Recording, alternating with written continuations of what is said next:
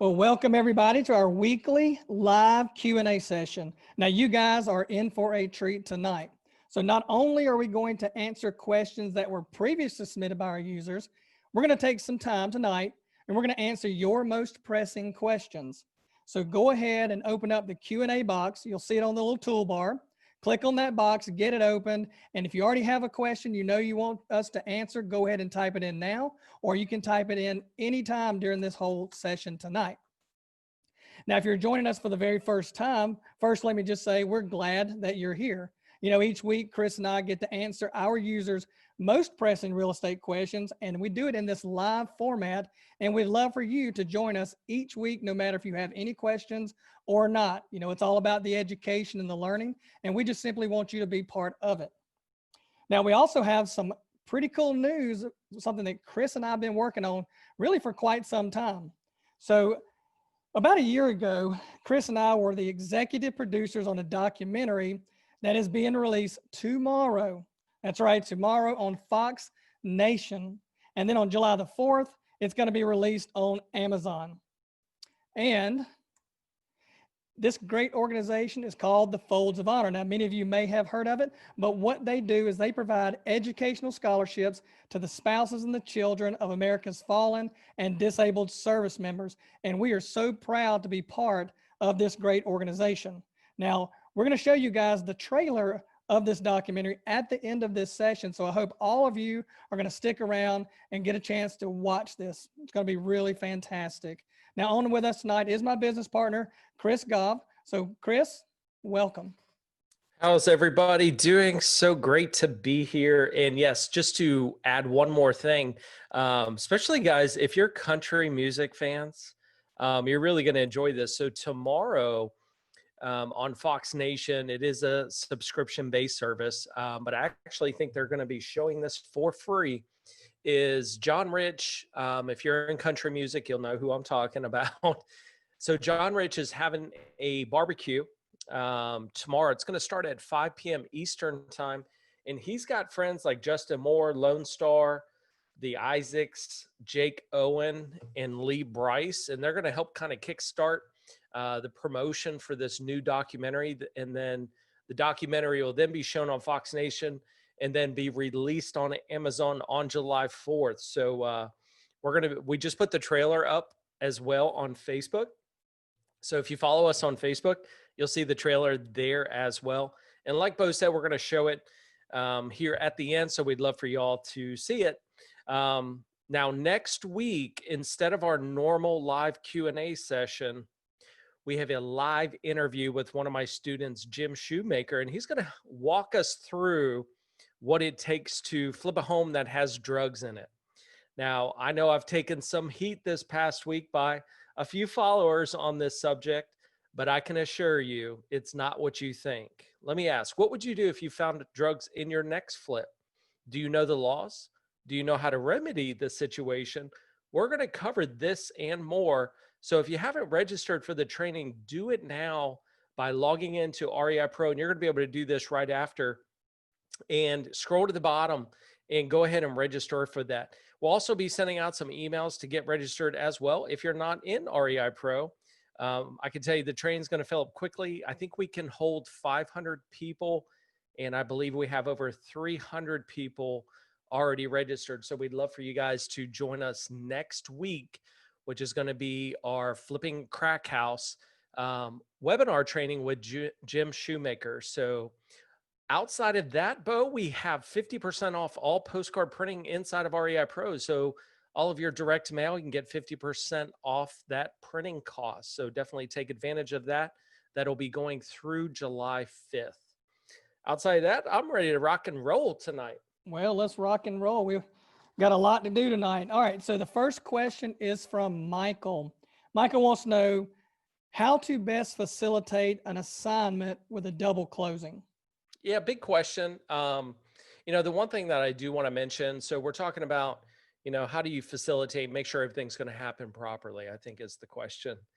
I think the big thing is always stay in control, and which is consistently communicating with the buyer, seller, and the closing agent, no matter if it's title company or closing attorney, you need to be the one that actually updates them. Now, closing agents will update you, but you always want to make sure that things are going smooth. I was always like, oh my gosh, is it going to happen?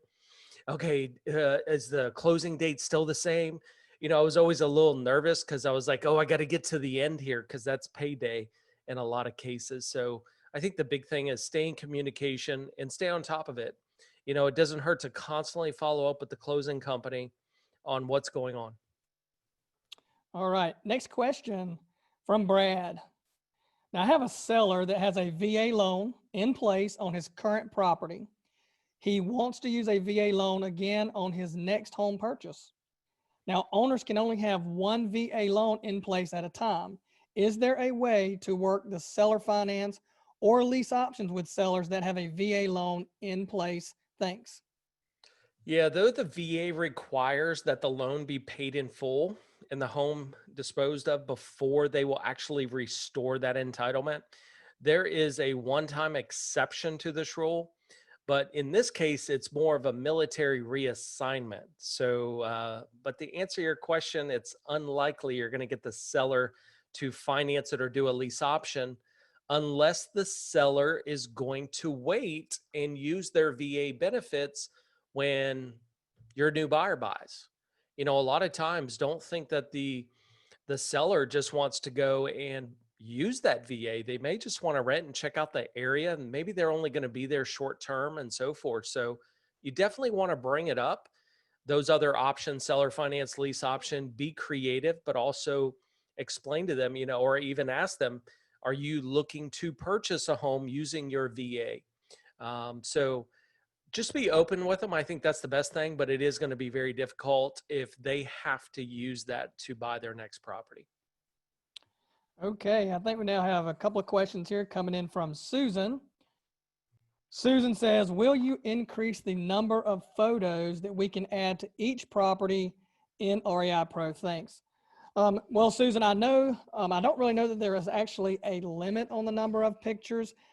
We did have back in the day, I think we said 20 as a maximum at some point, but I wanted to verify that, and I can see a ton of properties that have a lot more pictures than 20.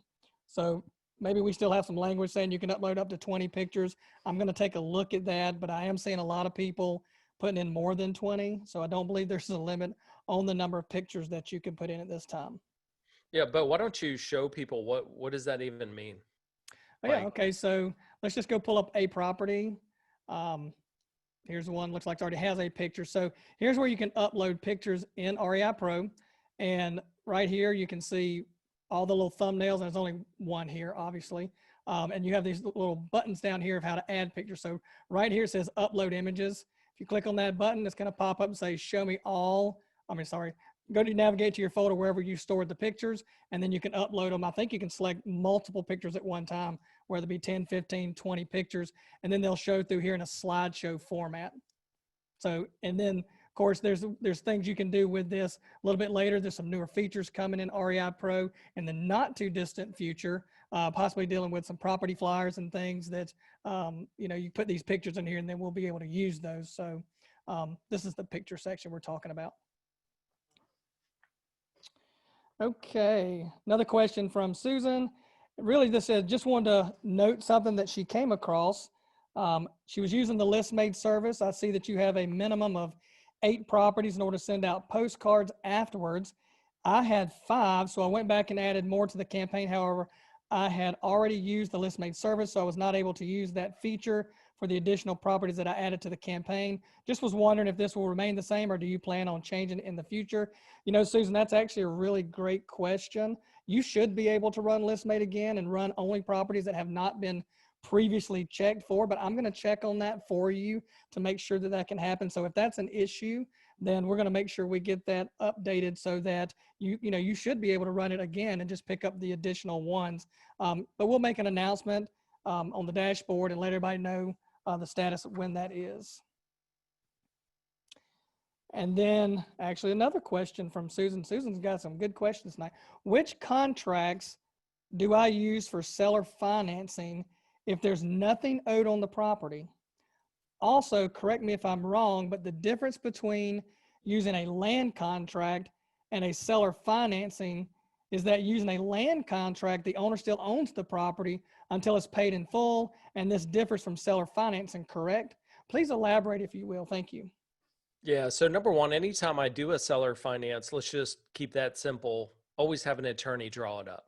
It doesn't matter if the seller owns it free and clear. It doesn't matter if there's a mortgage on the property.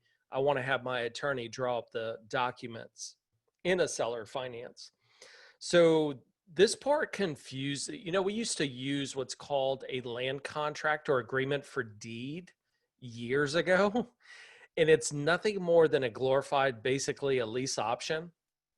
So I want you to think of like a car. You get your car financed through BMW or Chevy or whoever it may be, and you make payments on it. And you don't get the title until you actually pay the car off. So it's kind of like that. It's like a land contract for deed being the same thing.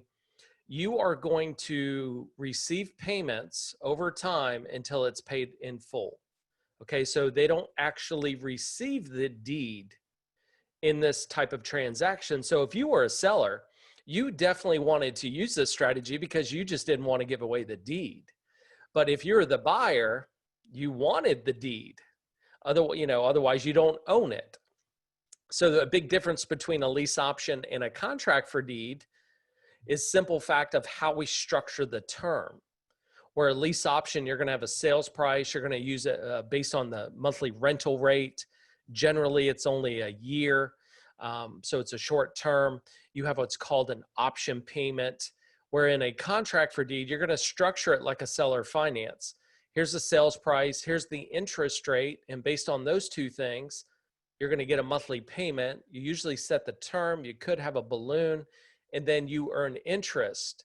And then there's going to be a balance wherever that term is. There's going to be a balance because people aren't going to generally do that for 30 years. So then you would have to cash them out, refinance, so forth. But you don't have the deed. And that's the problem with doing a contract for deed or a land contract, same thing. And I can tell you most judges in America won't, if you put together a land contract or contract for deed and something happens between you and the buyer and it goes to court, you're probably going to lose. Because most judges are not even going to abide by a land contract or agreement for deed today. So you really don't want to go down that road. It's just a straight seller finance where they're going to get the actual deed to the property. So hopefully that helped clarify a little bit of those differences. And but it's like the land contract for the deed are the same, but it's a seller finance strategy, but it's how the agreements are actually structured. You get the deed in one and you don't in the other. That is correct. Okay, Brad, if we use the batch skip trace and then add a property that was in the batch to our properties list, will we see the skip trace info show up in step 2? Thanks. Brad, you're absolutely correct. So if you build out a marketing campaign, you either import leads into it or you use REIPro and you add those to that marketing campaign and then you batch skip trace. And what we're talking about here is once we build a marketing campaign, we could come in here and say on this 981 recipients, under actions, we could just say skip trace. Now what's going to happen is you're going to see this check mark for skip trace. Okay. You could go to the skip trace results, which is going to export that to a basically an Excel file with all of the up to 3 phone numbers, 3 mobile numbers, and many email addresses we can find on each person. Okay. Now, if you wanted to go into this campaign and then add these to your property section, what Brad is asking is, okay, if I just, batch skip trace, will I see that in the step 2? So over here in step 2, for those of you that are new, we have seller contact info. Okay. And over here, you can actually run a skip trace report. And yes, if you add it from the REIPro side, or the marketing campaign side here, then you will see the results of that skip trace right here in step 2. Now, I do want to point out there's a little bit difference between the skip trace report here versus the one that's over on a marketing campaign. If you're doing this in bulk, you're just really looking for the sheer contact information, because, you know, you may be going to do some quick cold calling and that kind of stuff. And that's where you get the mobile, the landlines, and the email addresses. But over here, this report is 2 credits instead of 1 credit. But over here, not only do you get that, you also get more numbers, but you also get all their previous address history, whether or not they have been deceased. If they have been deceased, it'll show a death indicator. You're going to get the nearest relative information. So you can get up to, I believe it's 10 nearest relatives. And then when you drill down into that nearest relative, like a spouse, child, uncle, aunt, grandparent, it'll also show their contact information, mobile, land, email, and so on. So this report's quite a bit more elaborate, okay? So if you're over here and you want to run it on a one-off basis, you get the full report. If you're on the marketing campaign side, you do this in bulk. It is more of a slimmed down version, but when you add it back to here, you will see it. Now, I do want to caution, if you're adding leads manually to properties, and maybe you want to go over and say add to a marketing campaign, that's all and well, and you can keep adding them to the marketing campaign over there. And then I've seen people go over there and batch skip trace a whole bunch and then try to add them back. When you do that, yes, the report will come back, but you're also going to duplicate your properties, because over here, generally, if you don't get in contact with somebody, these are leads you're working, actively pursuing. If you don't get a hold of someone, the next thing that you're going to do is send them over to a marketing campaign, send them a direct mail piece, maybe print a letter. We want to get in contact with the seller somehow. So when you move it from here to a marketing campaign, the system's assuming you're going to do something with it more in a bulk fashion, in a marketing, but the property is still here. So just wanted to clarify the different purposes of each one of those reports. Okay, so from Bobby. Bobby says, sent mailers last week and I received my first call back today. The seller wants out of this property and the numbers look good. As I'm working the strategies, it seems as the most difficult challenge is estimating the ARV. Now he says, no questions really for me this time.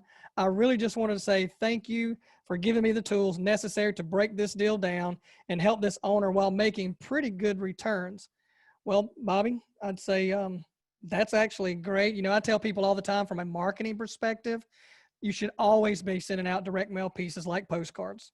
Now, I still think you should do other marketing too, but definitely mailers, because they work, and you're proof here. And I just want to say thanks for sharing your story, because I can tell you that it impacts a lot of people just to know that there are other people out there doing it. They're getting the results and they hear other people doing it. So just, you know, for me, thanks for sharing your story here for that.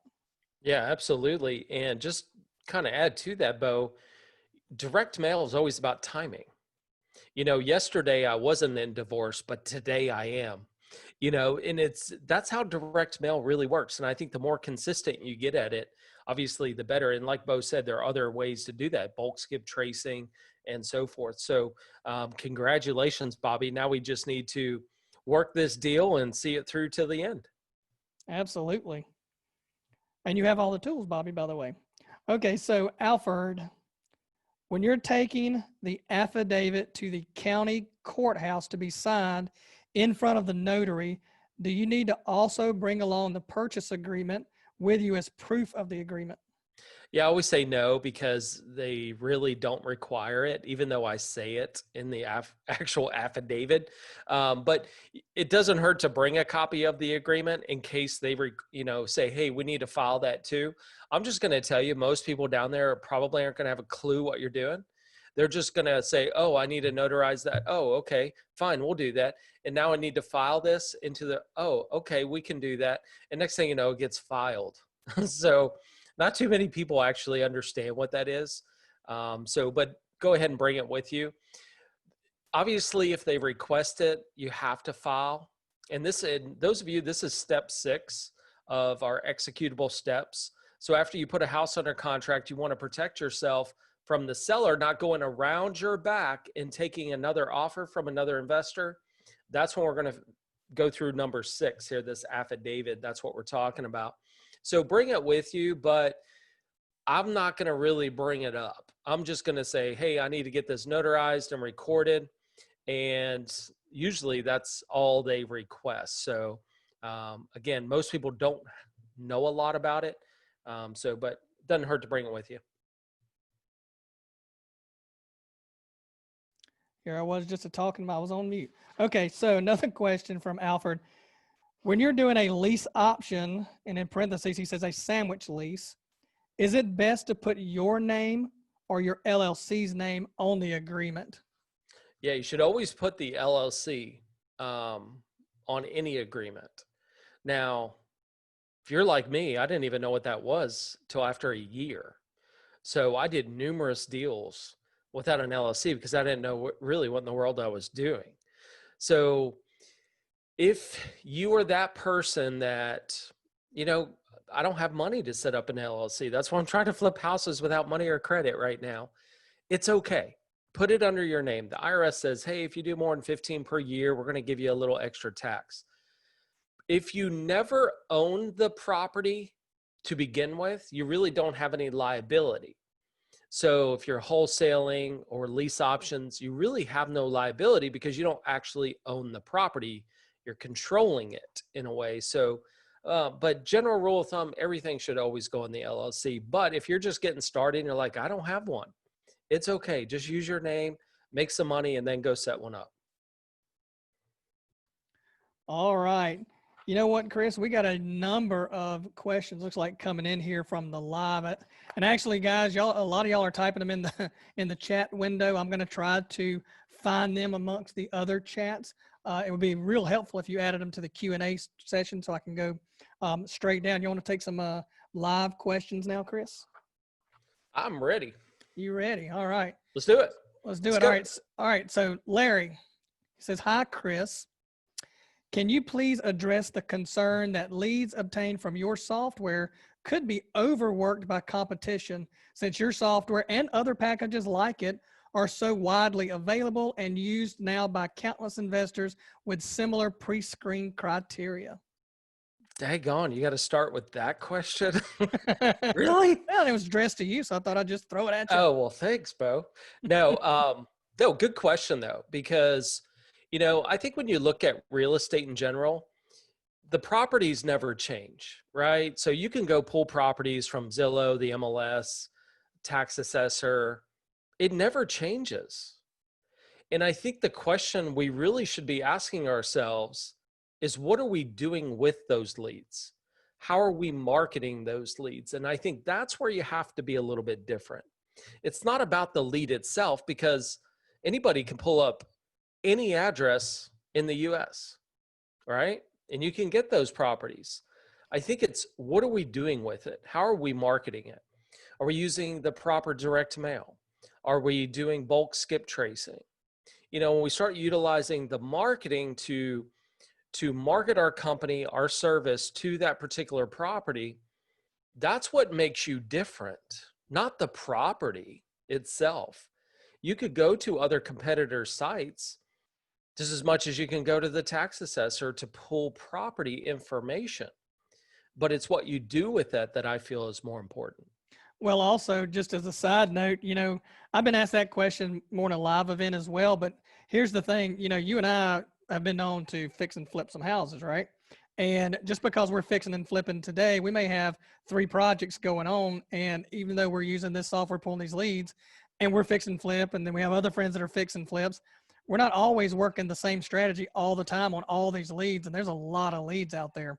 So just because you have multiple investors doing the same strategy doesn't mean they're working the same deals at any given time. Yeah, most investors, here's what they do. They wholesale, or they buy low and rent it or sell it. That's normal. And if you were to ever get into investing, that's what you do. But at the end of the day, there's more strategies to get involved with. Like, a wholesaler is not looking for a property that doesn't have any equity, but I am. So you have to look at the situation of the leads, not necessarily the address, because it's real estate. It's all public information. To me, it's what you do with it, I think, is the most important. And obviously walking through the process.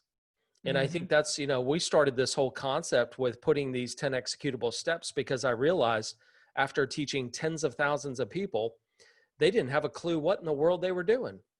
They didn't, hey, Chris, I found this property. Now what? Okay, we'll go to step 2. Okay, now what? Now what? They didn't know what to do. They didn't understand how to connect the dots in this business. And that's what I think it makes it frustrating for so many people out there that it's like, okay, what do I do next? And that's where we really built this system. But if we market it different and be really good at the marketing angle, now we can actually follow these 10 executable steps. So I think that's, it's what we do with that lead is the most important. Yep. Okay. So Sean, we got a fairly lengthy one here. So let's see. I found a pre-foreclosure where the lady has not paid on her mortgage since around 2013. Her attorney is good and keeps getting the auctions postponed. The mortgage payment is about $1,100 a month, $105,000 needed to bring it to current, $205,000 is the approximate payoff. The ARV comps right now around 250 to 260. Upon inspection, the repairs seem to be just cosmetic, maybe between 7 to 10,000 max. So wanted to know if you feel it might be worth pursuing or not. No, absolutely not. The risk versus reward is too great.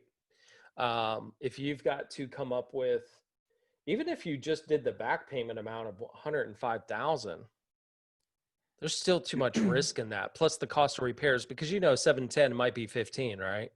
I mean, so I just think that there's just not enough equity in a situation like that. And the downside with this property, Bo, is it's been going on since 2013. Oh yeah. And you have not just the back payments, you have attorney costs, penalties, fees that they've stacked on top of this. You know what might be actually a better way of solving this deal is a short sale. I would see if the bank would be willing to take less than what is actually owed, because if I wrote my numbers down correctly, I was doing it quick. The payoff you said was 205. 205, right? Yeah. So and they're behind 105 behind. It's worth around 250s and change, somewhere probably around there. Yeah. Or 260 maybe it was. 250 to 260. To me personally, I think there's too much risk financially in this particular deal. Not enough profit. Now, a lot of people would just go in and say, hey, if I can make 15, 20 grand, I'm good to go. I always say that what happens if you can't sell it though? So it could be good if you seller financed it though, bought it, fixed it up, and maybe seller financed it.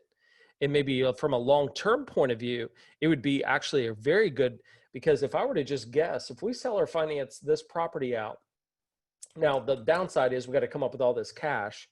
But the good side is if you look at it over the next 10 years, if you seller finance this property, I bet you could almost pretty close to double what you're actually buying it for. So you could actually make some good money on this. I'd have to run the numbers, but if I'm just going to flip the property, it's too high risk for me. I would say no. Yep. And I'm going to read the suggestion that Sean put out here, because I wanted to tell Sean that your suggestion that you're putting in here, just wanted to let you know this is how fast that, the people who work for us that are in customer service, they just do a jam up job. We hear the comments and the appraises, a lot, that they're very thorough and they're good, because I guess it was probably around 4:30 this afternoon. I get a Slack message. I happen to not be in the office at the moment. And they basically said that there was a suggestion come in that said exactly what you just typed. So I think that came from you, Sean.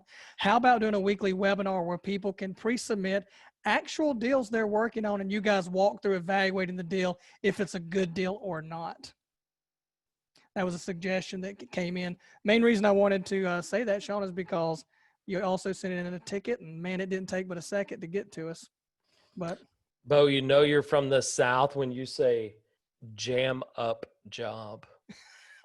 They do a jam up job. I'm from the South. You're from the North. I got a lot of Boisms is what I call them. And I'm sure you guys hear it all the time, but I just am who I am, right?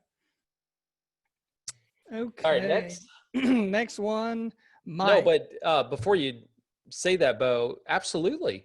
if you want to put in a scenario on a property, just keep in mind, here's the only thing that we don't want to, we want to answer everyone's questions from REIPro for sure when we do this every single week. So we'll have to make it quick if we were to analyze it. So we can't analyze like 100 of them because it's just going to eat up too much time, but we'll do our best. All right. Mike says, when is it better to do a lease option versus a sub 2? Well, I think you should always try to go for a sub 2 because you would own it. The only time I would do a lease option over a sub 2 is if there's just not much equity in the house, or the seller's just not motivated maybe to come down a little bit on that price where I want it as a seller finance, and I need to pay a little bit more to get the deal done. I would go lease option. Okay, so Larry, if budget precludes mailers right now for lease options, how realistic is it to just make calls? And as a very rough guide, approximately how many hours of calls would you personally plan on dedicating to generate a signed contract, especially in the beginning? Again, I know there's a lot of factors, so I'm just looking for a rough idea is fine. Well, Larry, I can answer this for Chris right before he jumps in, because I remember Chris gets this question sometimes in a live setting. Well, how much did you work the business before you got a deal?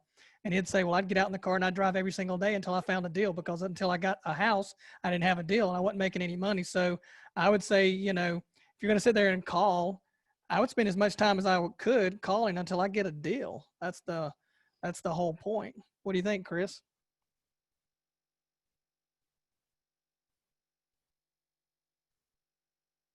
Maybe Chris dropped off, or he's on mute. Oh no, sorry. You I keep forget this mute button. No, it's the same thing. Man, if you could call, it's the fastest way to contact somebody. Period. And bulk skip tracing is really so ideal, but you just can't rely on just one thing. I would send out mailers and call as many people as you possibly can every single day until you got a deal. Absolutely. That's my same answer. Every time. Mike wants to know, how do we donate to this group? And he's talking about the Folds of Honor. There's a lot of ways to donate to Folds of Honor. I can tell you at some point in the near future, we've kind of had to sit on this for a little while, as a lot of stuff's been happening, with the documentary and the release dates and all the publicity that surrounds it. But there's going to be something in REIPro, I would imagine, in the near future, not only to be able to donate if your heart leads you to do that, but it also, every little penny counts. So we may add something to even the direct mail when you check out. And if you've got an order for $35.98, let's round that 2 cents up so we can donate it straight to them. One thing I like about this particular organization, and we sat down with Dan, and over 90% of all the money that's donated, I think it might have been upwards of 95% that gets donated, goes directly to the recipients. It's not eaten up in, administrative fees and those kind of things where maybe they're getting 30 cents or 50 cents on the dollar. That's not how this organization operates. They literally 95% of all the money is going to the recipient. And that's one reason we're so far, or, backing this so much. I know Chris is, ex-military service veteran, and I've got family members that are all veterans. And so it's just something that kind of hit home with us. And that's why we're a part of this. And that's why we wanted to bring, help be the producers on this documentary to bring it to light of what this great organization is doing. So as we know more about the donating on our side inside of REIPro, we're going to help make that a very easy for you to get it, but you can also go out to the Folds of Honor and be able to donate directly there as well. Yeah, it's been really difficult to keep our mouth shut on this whole thing. And it's so glad that, it's just exciting to, we actually met some of these kids that got scholarships, doing the filming, and, just to hear the stories of, their father died in this Black Hawk helicopter, and you start hearing these stories, and it's just, I get it. There's a lot of charities out there. And I think that was a struggle for me, was to try to find that right one. And, I was in the Air Force. I was a crew chief on a fighter bomber plane. And being a veteran myself, just it kind of hit home with me. And when you throw that in combination of working with kids, no matter where they live, where they come from, is being able to help these kids. That I was hooked. And I remember looking at Bo saying, "We're doing this." And Bo's like, "Oh yeah, we're doing it." So we're very truly honored to have the ability to do something like this, and really can't wait. And at the same time, we have so many famous people that are helping us support this thing, from anywhere from a Budweiser to Delta Airlines, you name it. There are so many people supporting this organization. If you're a golfer, there are Jack Nicklaus and so many different people that are really supporting us through this. So it's just an awesome foundation. All we can just say is check it out and see if it's right for you. Okay, Jennifer wants to know, how do you analyze a subject to deal using REIPro? Go to DealPro real quick, Bo, without getting it, just pull up a property. Okay, I'm in a property right here. This is going to be pretty simple. I say simple, right? But so when you go to DealPro, that's what I love about this. Calculators, you can analyze every possible situation with multiple strategies, and that's kind of the cool thing. So depending on how you bought it, we'll just pick seller finance, just to keep it simple. But as you can see, you can use multiple exit strategies when you do this. If you just fill in the left-hand side of how I'm going to acquire it via seller finance, and then fill out the right side of how I'm going to sell it, it'll analyze the entire deal for you. And that's what I love about this. And then the great thing is if I bought it in seller finance, or what happens if I seller financed it and did a lease option, you could compare to see what would be my best exit strategy if I acquired it this way. So DealPro that is where you go right there. Yep, that is the It whole. took And then years to build, by the way. yeah, and then basically, like he's saying, you're going to get these total net profits, or if you're doing seller finance, it's breaking down, the loan with the seller versus the loan with the buyer, all your profit centers, your cash flow, your cash on cash return, your return on investment. Yeah, and then you can just analyze each one of these exit strategies to see which one makes the most sense for you. So powerful tool. Yeah, and there's training videos to help walk you through this process as well in the system. Okay, Chris, let's see. This is from Earl. He said, I think I heard Chris say that his first deal, he used a credit card to buy it or close it, ? He'd like to hear more about how that worked. Oh no, that was my first rehab. Oh, okay. So we couldn't afford, I couldn't afford to fix up the house. I just could buy it. So I got a credit card and we put $10,000 worth of material on this credit card, put all the material in the garage, and it all got stolen that night. I was like, I'm screwed. Like, what the hell do I do now? Thank goodness they gave me a credit increase and we were able to get this thing done. But yeah, no, that's where I used the credit card for the first time. It was actually my first rehab that I did. That sucks.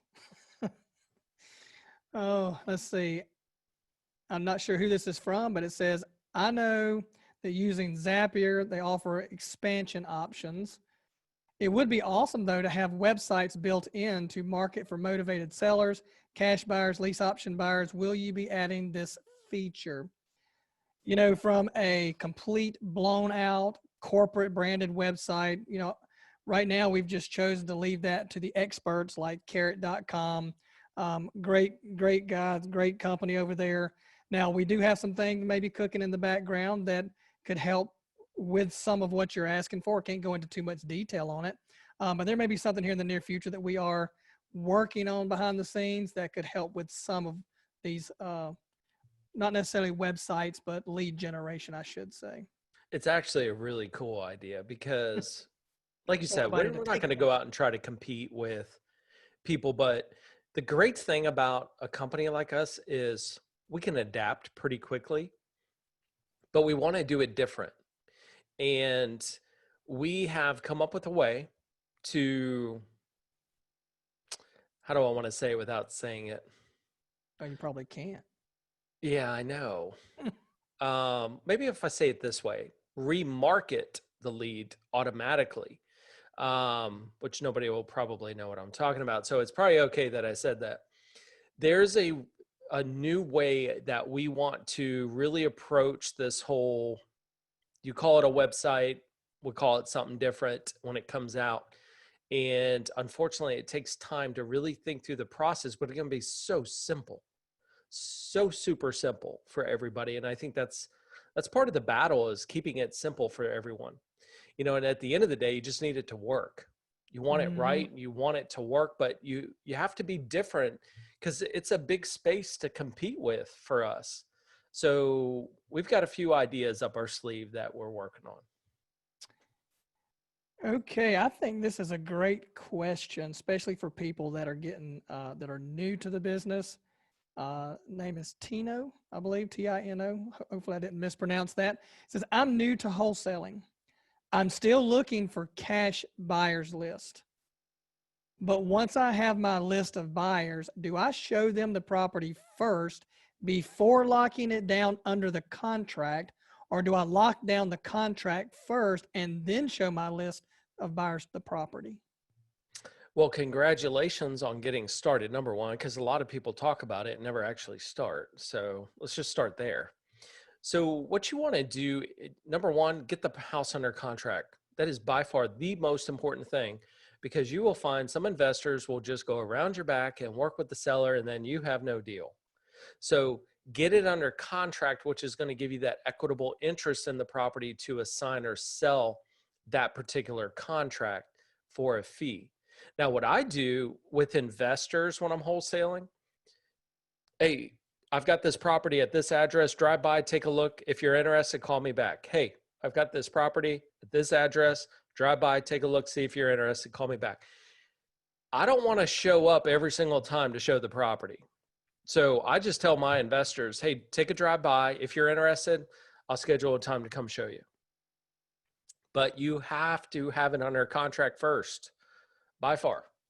Number Yeah, one. Chris, if you've got a list of buyers that you're building, then you can tag them as of type investor. When you put your property in here, you can go to step 7 of a lead. See if I can pull this up. Come down to step 7, and then where it says marketing your buyers, you could flip over here to email buyers, and you could filter, show me all my investors, and then you'll send them an email about this property for them to go check out, like that as well. Yep. Okay.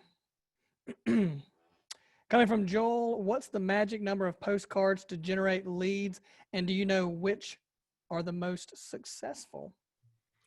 No magic number, Yeah, no magic unfortunately. number. It's Timing. definitely timing.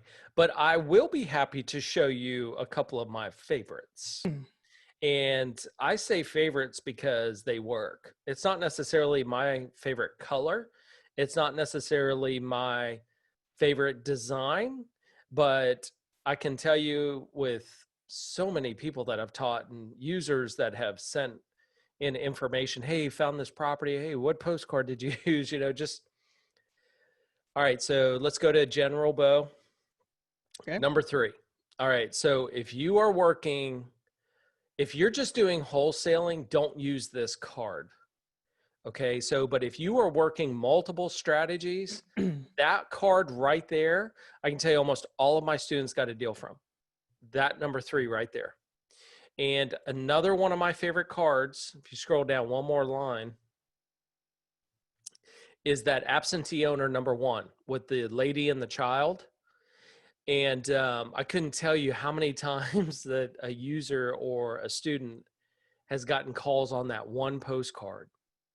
So, sometimes it's not always the one you think is going to work. It's just, if somebody said, hey, Chris, just send this card out, I'd be like, okay, just which one works? I don't want to, and you obviously have to test your market and see which ones work and so forth. And, I think most people generally, they'll pick the one that they think they like, and then you test it and see if it works. But, everyone's so different, but the quantity, I send postcards till I get deals.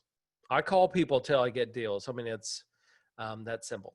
All right, if you scroll down, keep scrolling down, Bo.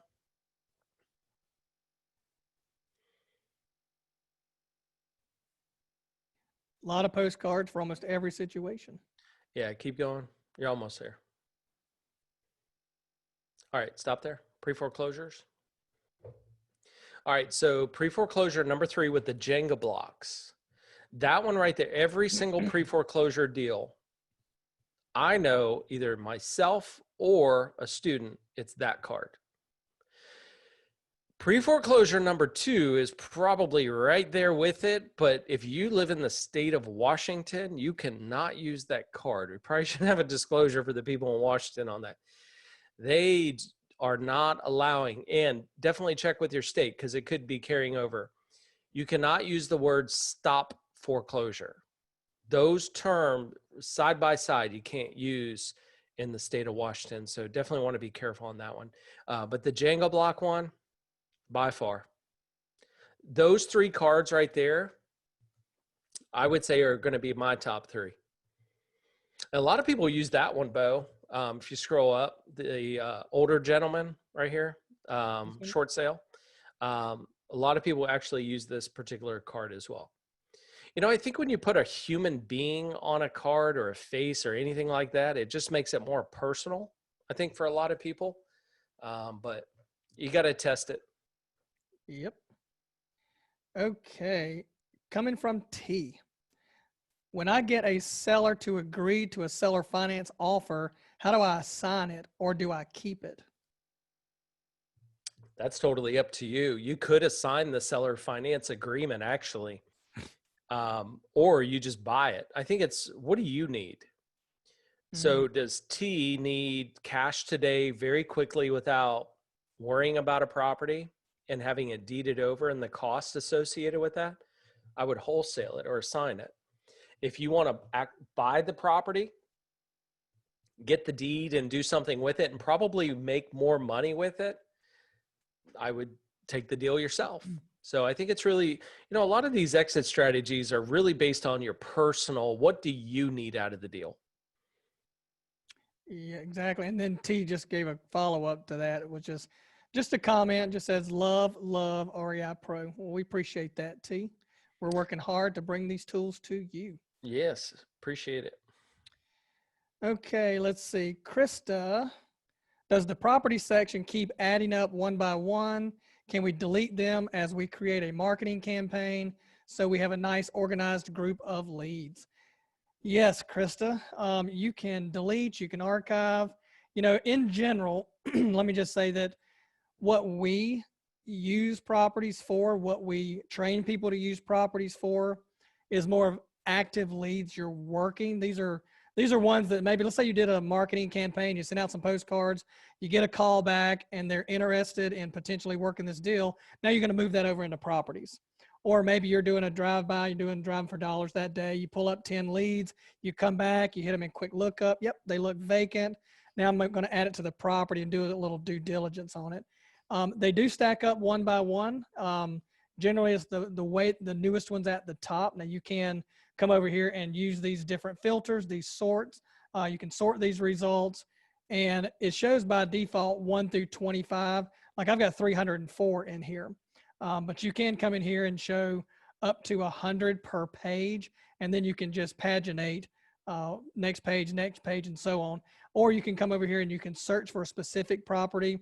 You can use the address, maybe the owner's name or a phone number to try to locate that property. And then, of course, as you're working these leads, they're going to be in various states or what we like call workflows. And REIPro comes with some built-in workflows. We call them statuses, and it could be anything from active to contract, direct mail.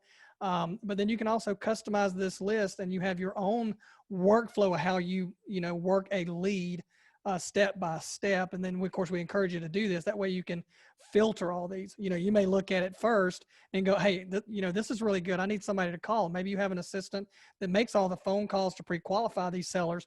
You could, change the status of those properties to need to call, so to speak, or follow up, and then filter only my follow-up properties and so on. So yes, to answer your question, they do stack up. Now, if it's a dead deal, I can tell you right now, Chris is going to say, look, I called this owner. They're like, not interested. Chris is going to say, delete. Some people put a lot of notes in, and instead of just deleting, they choose to archive it, which means all the notes stay intact. They're all there. And if they need to go back and pull just their archived properties, they could for some reason. And everything they have would already still be there from the past. But you definitely can delete them. If they're not a deal, delete them. Keep this list clean. I know Chris says that all the time. It's like, if it ain't a deal, I'm deleting it. If it pops back up on my radar, I'll work it at that point. Well, here's why though, Bo. I delete them. I think I'm just not that guy that just likes to just hold on to things and don't delete anything. And, and I realized that when I moved to Florida, like I had so much crap. I finally went to my wife. I said, look, if we haven't used it in 2 years, we're throwing it away. She's like, absolutely not. So I'm just that kind of person that I just don't want the clutter. I think, and I don't even want to think about it. I don't want to look at it. If it's not a deal, it's not a deal.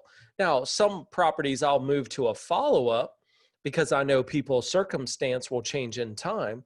But if I know for sure it's not a deal, I just delete it. I don't want to see it anymore. That's just the way I've always been. Well, and the other side to this is there's really a difference between marketing campaigns and properties we're actively working. And sometimes people get these confused, so they're going to go over and market or put something in a marketing list. And to me, that's when we're working stuff in bulk. Maybe I'm putting hundreds in there. I'm doing direct mail. We now have the batch skip trace feature. I'm probably going to export that. And then I'm just going to start making those phone calls. If I get somebody that's interested, now I'm going to add that lead over here to my properties because I'm going to now start working all those executable steps of putting this actual deal together.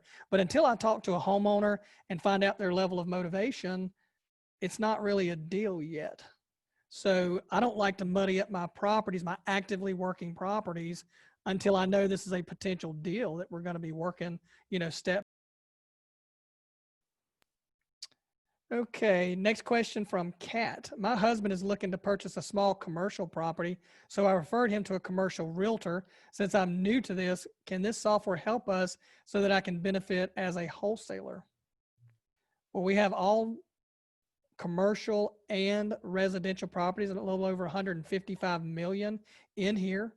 You can use REIPro as well.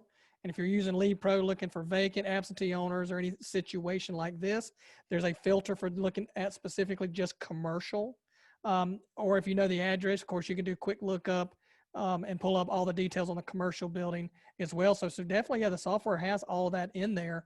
And when you're over here in the REIPro, you can break these down. I don't know what kind of commercial properties looking for, but it breaks down to small businesses or I can't remember what all the exact categories are. It could be hotels, vacant land, and so on, but you can filter those lists down. Well, yeah, it's more than that. I mean, direct to mail, marketing, commercial, you can do that here. You're going to have to talk to people. You're going to have to find out the basic details of each property. You're going to find out who the owner is, maybe have more direct access, pull their cell phone number, things of that nature that it'd probably be very useful. I would say the only thing that we don't provide from a commercial standpoint is more of a commercial calculator. But at the end of the day, I'd much rather you sell or finance the commercial building. I'd rather you lease option the commercial building because it's just going to be a lot more profitable without the risk.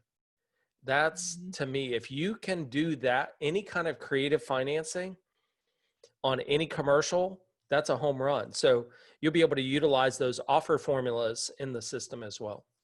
Yeah, so I see a couple of comments after the last question, Chris, from Krista and Rob, and they're both kind of saying the same thing.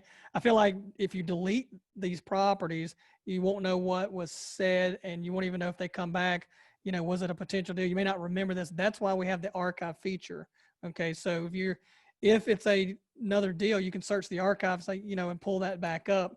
And I believe I'd have to check it, but if you try to add a property that's already there in archive, it may say you already have this in your list.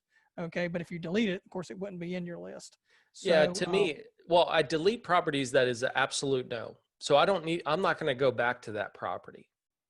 Now, if I mistakenly go back to that property, probably not a bad idea because now I'm bringing it back up to the owner again. But for me, usually I guess there's too many more fish in the sea. And I've always looked at it that way. Now, keep in mind, I did over 500 deals without any software. So for me, it was a scratch piece of paper. I just crossed it out. It's not a deal. So what I don't want people to do is to think that they have to be too organized to go make money. Because what you find out is you become so overwhelmed with the administrative and trying to organize things. You know, if someone, to me, I kind of like just keep it simple. It's like, hey, it's a deal or it's not. All right, move on. Find the next person. So I guess maybe I'm old school. Heck, I'm what, 40? How old am I? 47? So I'm getting old. So maybe I'm just old school that way. Linda wants to know if subject to and owner financing are the same thing. Yeah. So subject to is a statement that is used in a wraparound agreement when we're working seller financing when there's an existing mortgage on the property. So it's all within seller financing. The difference is, and I think just to kind of keep it simple for everyone, if I go to the owner and I want to seller finance it, if they don't have a mortgage on it, we call it seller financing.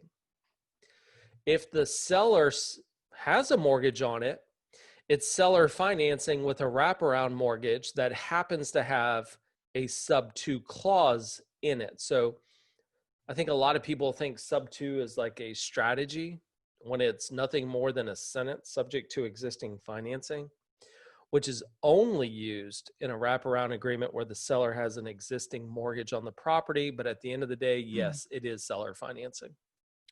Okay, I'm gonna start blowing through some of these because I do want to get to where we can show this this trailer before we run out of time tonight. So Sean says, regarding reaching out to the mortgage company to see if they'll accept less, assuming we're talking about a short sale here, do I do this or do I have the owner do this? Not sure if the mortgage company will correspond with me.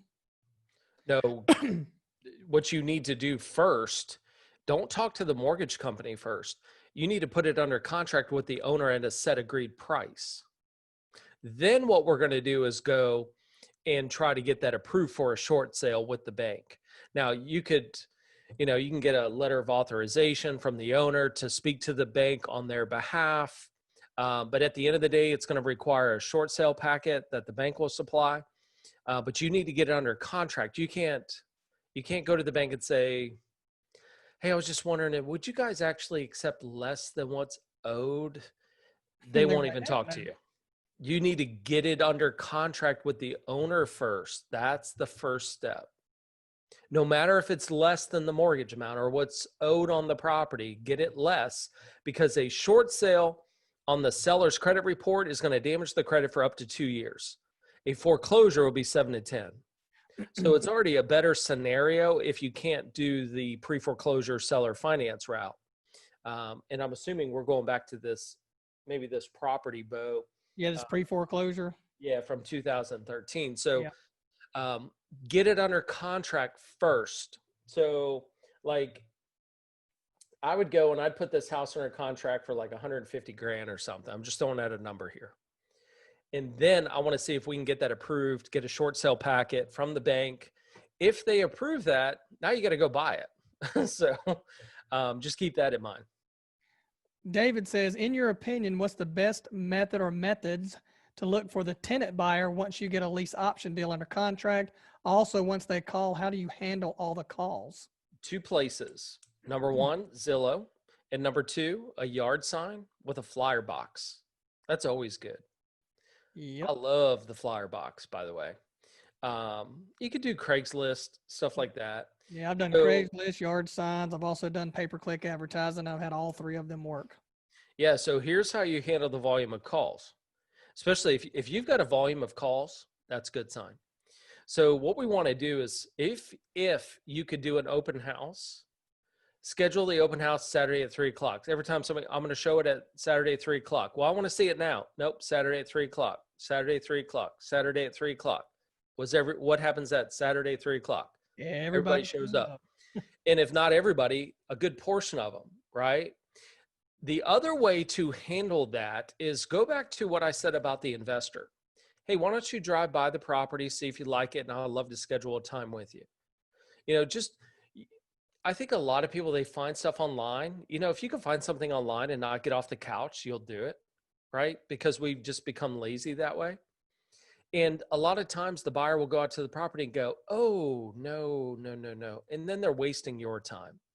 And so you don't want to waste their time. You don't want to waste your time. So if you could do an open house, if the property's vacant, that would be a great way to handle volume.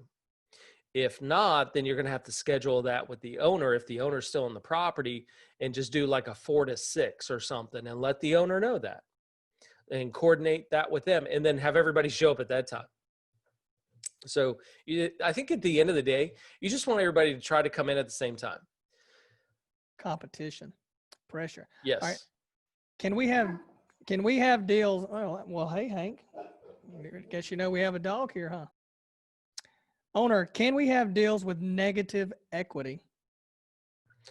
Short sale typically is what you're going to find. So, you're actually on a good page. So, and that's where upside down. So if you're the person that's looking for maybe more of a short sale situation, you would want to search for the upside down list here on this page that you see. Okay, next is, how much is it to, it's coming from Robin, how much is it to send a text, and is stacking list something that will be possible in the future? Yes, on the stacking list, that's in the works. That is a feature that's been requested that we have reviewed, and we're looking at getting that to you guys. As far as sending a text message, we do not do that capability intentionally. It's not that we couldn't provide that capability. Obviously, we could. There's lots of technologies out there that we could pull this into REIPro.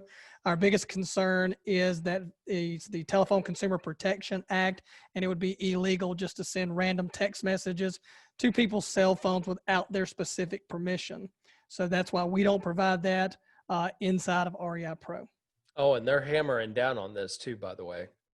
It's going to get worse. Oh, yeah, and they're also hammering down on ringless voicemail, just so you know. Yeah, as well. Yeah, it's going to get really bad, and that's the only reason we haven't put it out. I mean, anybody could go put that stuff in the software, but it's either right or it's wrong. And unfortunately, there's just too many problems with these things, and even some of the states are just banning it. So it's just you guys are going to get in trouble. That's the problem. We just be creative and be unique. Sometimes you got to be old school and just go out there and hit the street. I mean, that's how I did all my deals pretty much. You know what was funny though, Bo? You talk about marketing, and then you want to build that business and so forth. How'd you go from like one deal to like we're doing 18 in a month, type of thing? It took one deal to financially afford to market 2.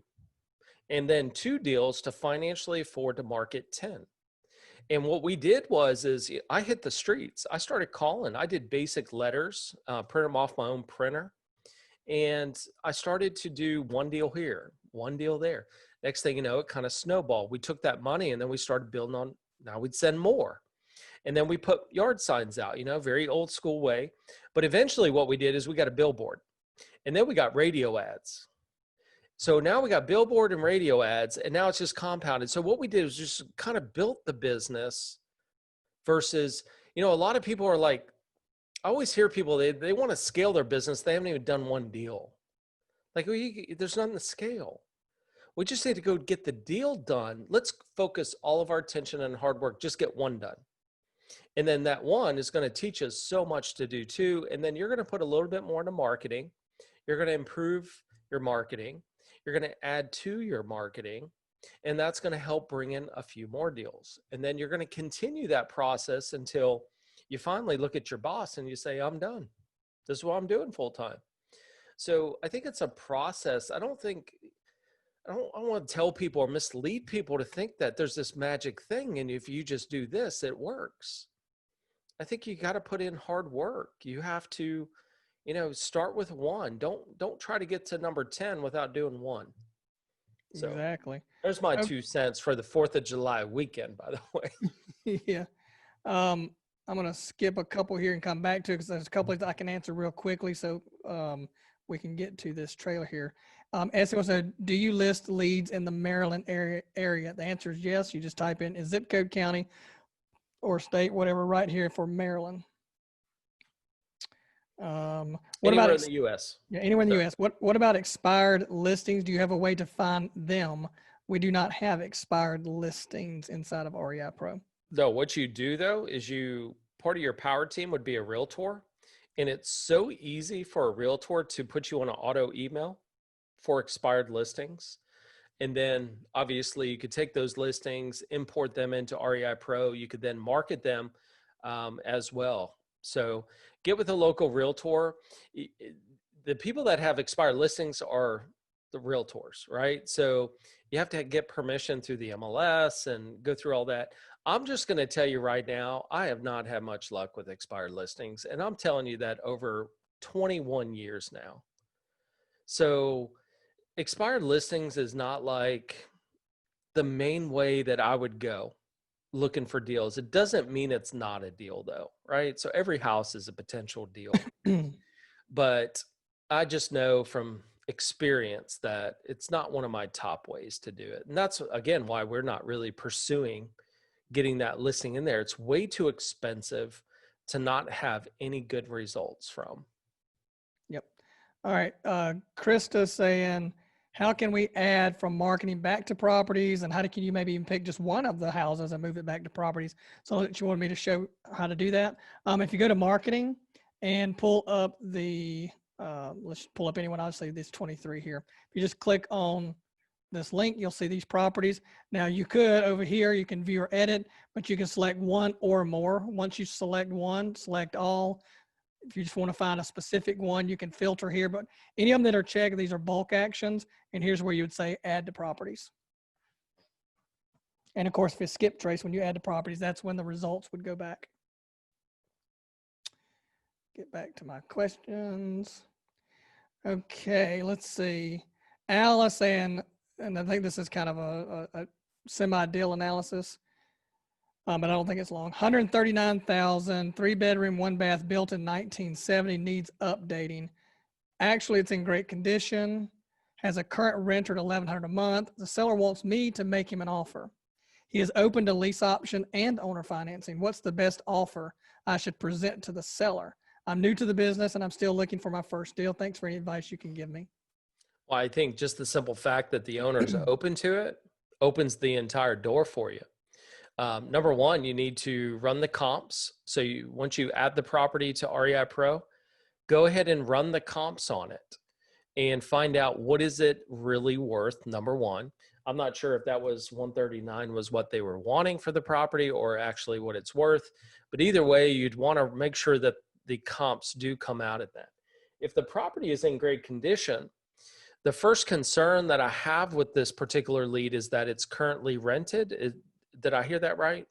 Or would it rent for $1,100? It is currently rented for $1,100. So number one, they have to abide by that agreement until it expires, right? So unless you can get the tenant that's in the property to do a lease option or something with it. And again, I think it's all on your exit strategy of what you want to do with it.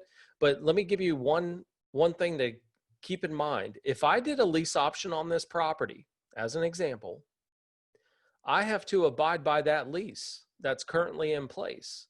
Now, if it expires in a month, great, the tenant's out, I can do something with it.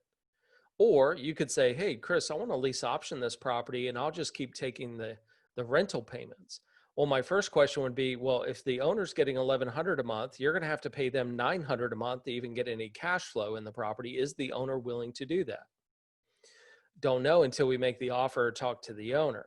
If you sell or finance the property and kept the tenant in there, again, you're running into that same scenario. Is there cash flow on those numbers as well? So you do need to go to step 4. You can go to REIPro and actually calculate, if I bought it this way and sold it this way, here's how I'd profit from it. And that's really where you need to start. Again, there's a lot more questions that I'd probably be asking in just like a normal coaching session, but that's where I'd start.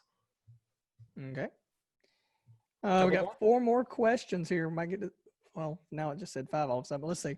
Denise, when I'm calling an absentee owner, would I begin the conversation in the same way that I would for cold calling a vacant property in step 2's phone script? Can you give an example phone script for contacting an absentee owner specifically? Exact same thing. Yep. Actually, you could just keep it general, Denise, and just say, "Hi, my name is Chris. I was calling about a property you have on 123 Main Street. Just curious to see if you might be interested in selling that property." I would just kind of keep it very general, which is our vacant script.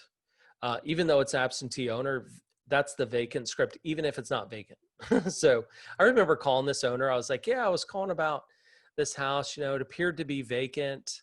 And they're like, "No, we have a tenant in that property." And I'm like, "I don't know. I just drove by. It just looked vacant to me." And the owner's like, "Well, no, I collected rent from them. I got a check from them." I'm like, "Look, I don't know. I was just driving by and it just looked vacant. It may not be vacant.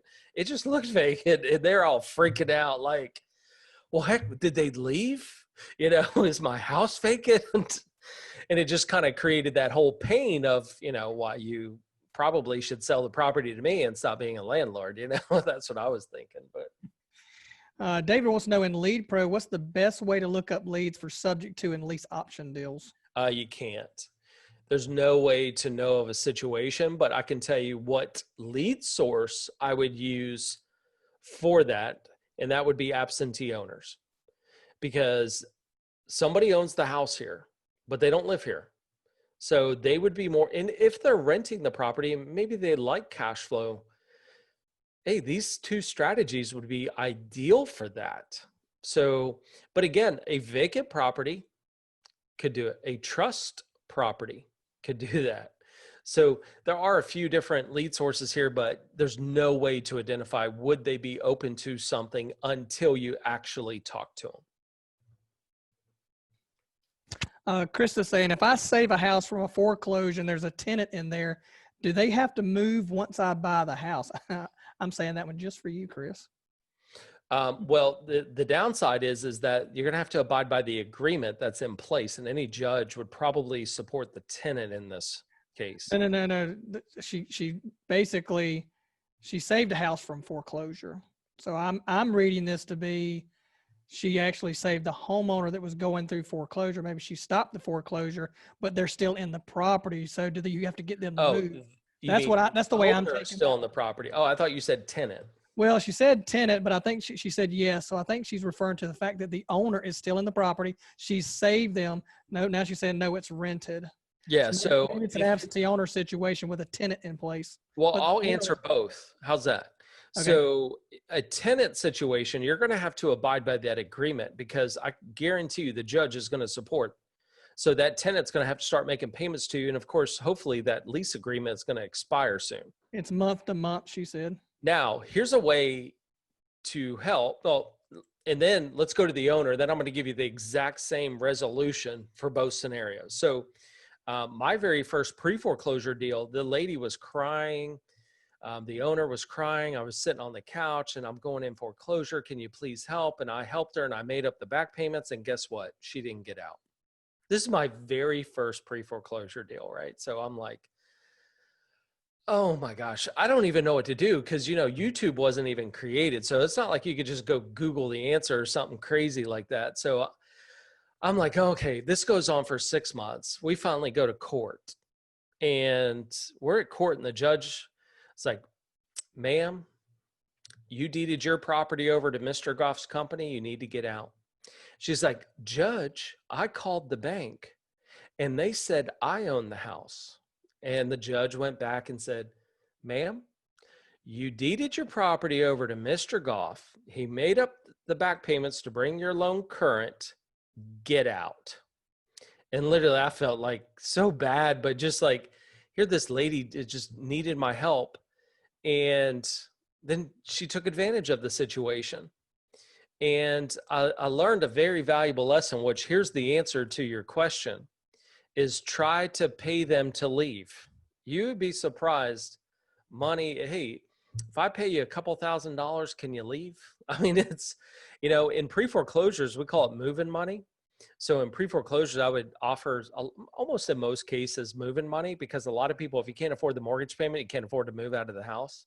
So I always throw that in there. But if you have a tenant situation, I would offer to pay them to go somewhere else. It will be well worth the hassle you probably will go through by having the tenant in the property. All right, one more question, and then we're going to show All right. this footage. And this question is from Susan. If I have a seller who needs to sell their current property in order to purchase another, is it possible to get it under contract and then have them try showing their lender the agreement that's put in place to show that the property is cash flowing and structured now as an asset so they can get financing for the other one? I can probably answer some of this, Susan, because I actually do a lot of this type of stuff. And I have properties that I've got mortgages on, and then I'm buying another mortgage. And yes, now I think I'm not real sure about having just the contract, because what they look for in the loan process with me is they're looking for that history of payment, and they're looking for, months of cash flow. And what they do is they will allow up to 75% of that income to be offset from the mortgage payment that they're probably paying on on their current mortgage. So they're going to have to be in a financial position to make the new mortgage payment at the other property, plus some residual on the one if they keep it as an investment property as well. But just putting it under contract and showing them the contract, I'm not 100% sure if, Chris, you may know on that one. I've never put one under contract like that for that purpose. I've always had cash flowing properties that The contract's not going to help. I think they're going to want to see the history. No, the most important thing that to me that you said is a lot of sellers don't know that you could rent the house and still get qualified for another loan. The only reason they wouldn't be qualified to do that is probably their debt to income. They can't, the lien holder's not going to support two mortgages, even if you're getting 75% credit over here on the rental property. So, but I think at the end of the day, a lot of sellers don't even know that.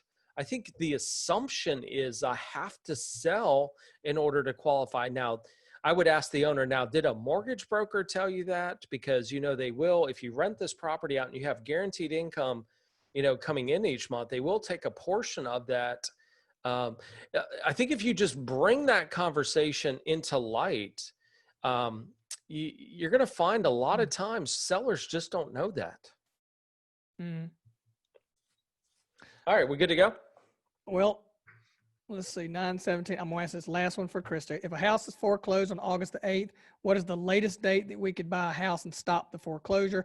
Owners tend to wait till the week before, and isn't that too late, right? Don't I need like 30 to 45 days for the title, et cetera, to stop the foreclosure? Really all you need is here's the best tip I'm going to give you right here. And I have done this numerous times, is not every bank's going to agree to this, but I'm going to tell you, every single bank that I've dealt with has, okay, and there's been a lot, is if I can get even a day before or 2 days prior to the auction date, I'll send over the contract that I have with the owner that I'm buying the house. I'm just sending just a typical standard contract to purchase. I'm looking to buy this house. Will you postpone the auction? Doesn't mean the bank will agree. I'm just telling you, they have agreed 100% of the times, every single time I've done that. Okay, so that right there, you could go all the way up pretty close. Now, again, you don't want to. You want to try to get this thing settled in the early stages prior to the auction, but you do have up to that particular time. Perfect. All right. Now that we have done that, we've gone through all the questions. I think we want to go ahead and show this trailer. So yeah, and just real quick, Bo, just everyone know this is being recorded, so we're going to put that back in REIPro. Send out the recording. It'll also be on my YouTube channel for those of you that may have missed something. You want to come back and go through this again, because you're going to learn. I always say go through it 3 times, because you always pick up something new. So go through that again. We will have this displayed out there for you guys to watch it again. So, all right, go ahead and turn up your volume. If you don't have it up here, sit back and watch this little trailer of the Folds of Honor.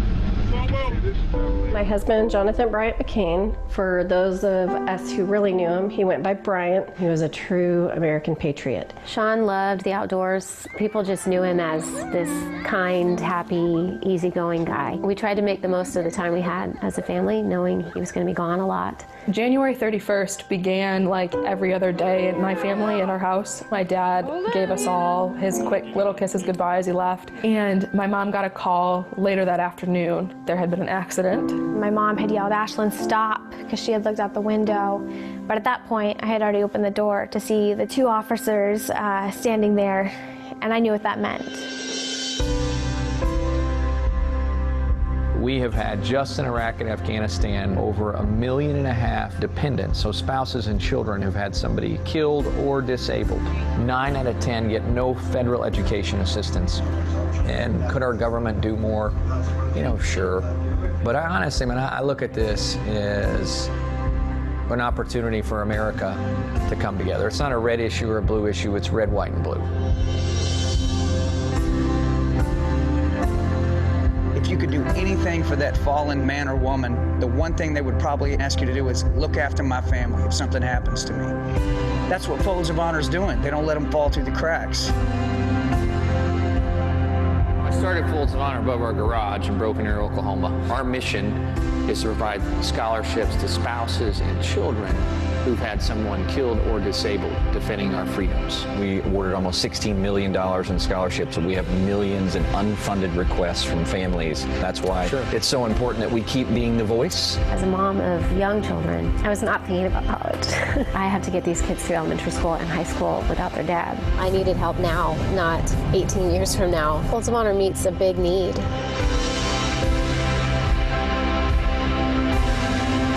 This is real people having a real impact. To me, the domino effect of what happens with Folds of Honor is unlike any other charity I've ever seen. This year, for the third time in event history, golf legend Jack Nicklaus will help kick off their 10th annual Patriot Golf Day. I remember the first time Dan and I met, and I knew his passion. Here's a guy who's really dedicated to try to improve the lives of families, and that I felt was very special. You really want to honor the troops and honor our fallen soldiers. You know, help take care of their family, help put their kids through college. It's an easy thing that anybody can get involved with. They give their life for you, and people just go about their lives like it's no big deal. It's been an awesome opportunity to have Folds of Honor be with me. It's such a monumental thing for me to have a family to be a part of. The impact they've had on our family has been so much greater than just financial. Everybody forgets that this serviceman gave his life or is living disabled forever. And the fact that we acknowledge that and we say thank you by providing an education almost to a recipient, they say is more powerful than the dollars that you gave me.